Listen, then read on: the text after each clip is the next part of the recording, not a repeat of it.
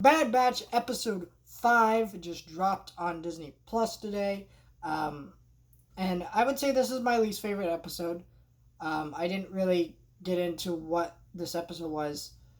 Basically, this is kind of the episode that really introduced what this show's about, which is the Bad Batch being mercenaries and going on mercenary missions. Cool. But I think the thing that they're rescuing was really boring. So essentially, this episode is the Bad Batch. They crash land on, or not crash land. They land on this planet, and they're going to someone that the Jedi knew, um, and would go for help. And they're going to them so that maybe they can get some intel on why this bounty hunter, Fennec Shan, is hunting Omega, and that's kind of the plot. So essentially, it's one of those episodes where they do a thing for her. We saw this like 5 times in The Mandalorian. You know, that kind of story where if you do this thing, I'll do this thing for you. And it's like, yeah, it's fun, but this thing that they're saving is a Rancor monster, and I'm like, what?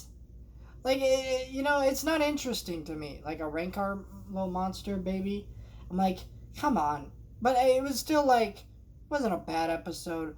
I think it just didn't further the story along that much. But because I mean, really, she doesn't really give them any intel except, hey, this character's a new bounty hunter, and she's very dangerous, and you need to be very careful.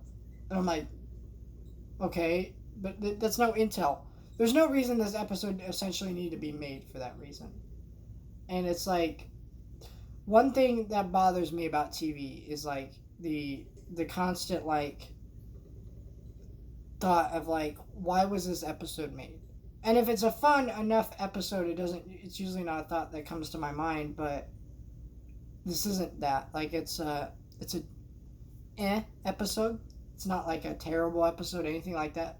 It's just kind of and yeah, I just didn't get into it. So, but yeah, that's been my thoughts on this episode.